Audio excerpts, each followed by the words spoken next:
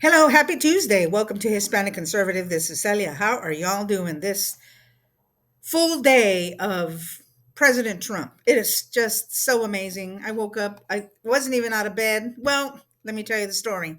They kept us pretty much the roads closed down here in San Antonio because we did get snow and there was some out this morning. It's already gone. It's sunny.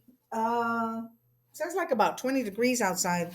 I'll have to check my other uh the weather bug real quick. But anyway, so everybody was pretty much staying home today. All the schools were closed, probably a lot of jobs. Um, so anyway, after watching everything yesterday, I don't know how President Trump did it. He must have been up at 4 in the morning, out all day, at the ceremony, at the luncheon, then at the what was it, Capital One Center, and then all of those other, the other couple. There was like three different balls that he went to: the Liberty CIC and the Starlight Ball, which was the last one, I think. And anyway, golly, must have had a power nap in there somewhere. Okay, so a lot of things that he did yesterday. On top of that, he did some executive orders um, at the Capital One Center and at the White House, at his desk, the president's desk, which is amazing. I love it. So, just to be brief, national emergency on the southern border. Now, there were a couple of other orders for protection of, what was it? Protection of people in the United States related to the southern border, right? Drug cartels designated as foreign terrorists.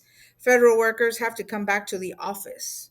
There's so many. If you ever watch any financial news, they talk about how a lot of commercial real estate is empty because a lot of people they either closed, went bankrupt, whatever, ever since COVID, or a lot of places are still allowing employees to work from home. So there's a lot of empty office space, and it's a waste of money actually, because the United States government, we the people, have a lot of office space that they're not even using, and they should get rid of it. Withdrawing from the World Health Organization because they were trying to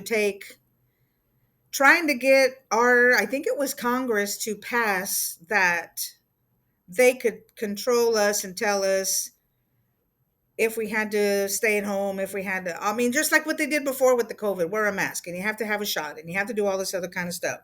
So withdrawing from the World Health Organization, they cannot control us in that manner.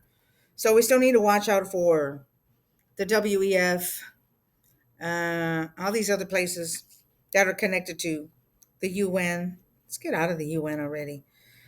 Okay, 30 days for midnight to end birthright citizenship. So, from last night to end birthright citizenship. Now, that's an executive order. What we need is for Congress to change that amendment so that it is no longer valid, or just you can't just come here and have your baby. I've been saying this. It's probably one of the first couple videos I made. But I mean, I've been around a long time and I've been thinking this for a couple of decades already. Um, yeah, we got to stop that thing. My my dad's dad, they have been here in Texas, in this part of Texas, since, like, I think I mentioned it before, since before 1830. So, like, some people like to say, I didn't cross the border crossed us. But I mean, whatever, we're here. And some other people came from Mexico, but it's not like they're that far off. So, either way, my parents were both born here. All my siblings and I were born here. All my cousins were born here. Okay. So anyway, the birthright citizenship and develop Doge, that was one of them, implementation and that kind of thing. Um, to pardon J6 arrestees, 1,500 people that were charged, and some people weren't even charged. I know they had people locked up and they just had them in there. They didn't even have any charges on them, which is actually against the Constitution, against the rule of law. Okay, so this morning, let me just go back to yesterday. That was a lot to watch all day long. I was up for like since 8:30, starting to watch when things were starting to happen. Okay, so it was like some of the things I mentioned, along with the luncheon, going to the place where the parade was going on. Um, that was interesting though, having the parade indoors. But I wish they would have had a longer track, I guess is the word, for them to walk on. It was so short. That Mississippi band, state band, was kind of tight in there doing their thing. If they had more room, at least a longer walkway to do what they wanted to do, I think that would have been better. Man, when I heard those, I heard some quads coming in, and I hear the yelling. If you've ever seen the Royal Tattoo, it's a thing that happens in Edinburgh in Scotland. Um, Man, the bagpipes and the drums, and oh, that is awesome. I heard the quads, and then I heard the yelling, like whatever. Anyway, I don't want to imitate it because it would sound stupid. But you hear the yelling, and you know what it sounds like. I'm like, oh, here comes some bagpipes, and I got out of my chair and I went over there and went to look closer. There was actually a couple of different groups of bagpipes. Anyway, that was so awesome, and the marching band when they came in, and you could hear those quads, nice. And I'd probably the bagpipes don't have quads, but they have their drum that sounds like they're playing quads. But man, it sounds so great. Okay, anyway. So yesterday that was a lot to watch. I was watching the ball a little bit too on Live Fox, but they said the last one there was no press, so nobody could be there. Anyway, I don't know how he stayed awake that long. He must have had, like I said, they must have had a power nap. And even when he was at the White House signing, Melania must have been up there, and everybody else just like kind of resting, taking a nap, getting off their feet, especially wearing heels. Those heels she was wearing, it would have killed me after like about an hour, less than an hour. Okay, so today, the 21st of January, Tuesday, so Marco Rubio was sworn in as the Secretary of State, so he's going to start getting busy doing that job. And I can't wait because he is definitely improvement over that little snake, Tony Blinken, who I just couldn't stand. And he was just he looked so conniving and like he was up to something and not telling the truth. I don't know. I didn't like that guy. And then today, Elise Stefanik's hearing started for her UN ambassadorship. So we'll see how that goes. The other thing I want to mention before I go, and I wanted this to be quick, go check out whitehouse.gov. Okay. Now that President Trump is back in the White House, I just love seeing him. They had a like video when you go first to the page, him saluting the airmen, the helicopter when he's getting off, walking the grounds. I mean, just doing President Trump stuff, with that finger pointing thing. And I just love it. It's going to be great. And I can't believe there are people out there that are like, oh, he's a tyrant and he's Hitler and he's going to want to keep his family in power. He's not, he's not going to do that.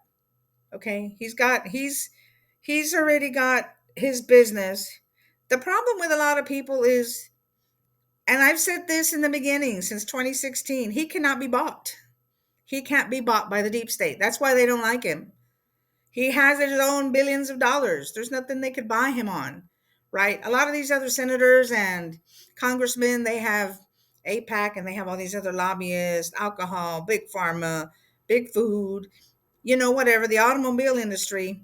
And those are the people that make the donations to the people in Congress. And that's how they buy them and get their influence, right? But President Trump doesn't need their money. I don't know why people are like he's a tyrant and who was it talking about? Was it Bernie Sanders talking about an oligarch and trying to get it to sound like Trump is an oligarch? And he's not even, before he was president, all he did was real estate. It isn't like he, I don't know what they're talking about, whatever. And I'm like, I've been following President Trump since the 80s and the 90s. I'm down here in Texas and I see, Donald Trump up there doing his thing, talking in meetings, developing buildings, going broke, losing his money to getting divorced, whatever. I've seen him. If you had seen him, the people that don't like him, maybe if you had seen him struggle, you would know. But some people who just want, I don't know, they just want to pick on people for whatever reason. But if you never saw him struggle, then you think he had to make his own money, right? Even if somebody gave me $10,000 and said, "Here, go start a business," it's $10,000 for me to lose if I make the wrong decision. It's up to me to make more out of it, what somebody gave me. And I think that's what he did, right? And he did lose money. He lost some of his properties. I think Atlantic City was one of them. I don't even remember. I mean, there's other things that happen or regulations happen, and then you can't hire the right people. There's unions. I mean, who knows? Maybe there was the mob or something. I don't know. But you can only do so many things until you can't do anything else, and then you go broke and you lose money. And you know what? We just have to shut it down. And that's, you learn. Those are learning experiences, and that's how you learn. That's how you get to be a billionaire. You have to lose some to get a little bit further ahead. And a lot of people don't seem to understand that, that everybody has their trials before they can make it. And you have to just keep going. And some people just, all they do is complain and, oh, he's an oligarch and he's rich and he didn't know anything about being poor. He knows what it is to struggle. I don't know if he ever not had a place to live like I did. I mean, and there's a lot of you probably too. And I was even afraid of losing this place. I thought I was going to be living in my car, and I would just be like, you know what, screw it. Just take the whole thing, and I'll take what I need, fit it in my car. Anything else I don't need, you can have it, you can sell it, you can burn it, you can give it away, you can do whatever you want with it. But everybody has their struggles, and it's up to you to make it happen or do something or not. And if you don't do anything, then that's on you. It's on you to lose, right? So anyway, President Trump made his own money. He is a success on his own, but people still want to pick on him for whatever. Like, no, no. I mean, I don't know. Whatever life throws at me, I guess we'll see, won't we?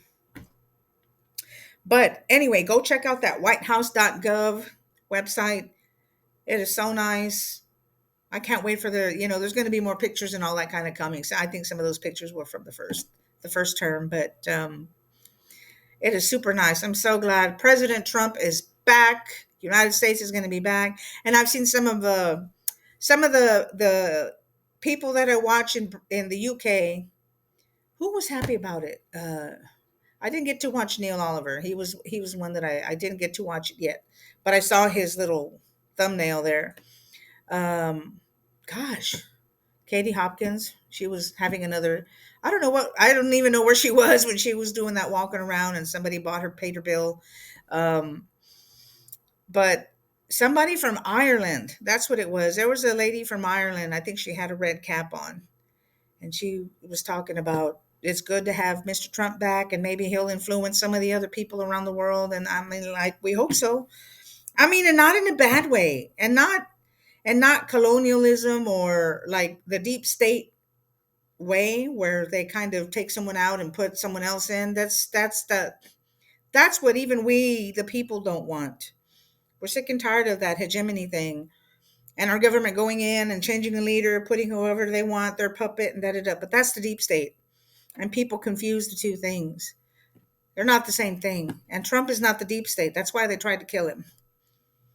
So anyway, we pray for him and his safety, everybody's safety, our country be safe, his family be safe, all our families be safe.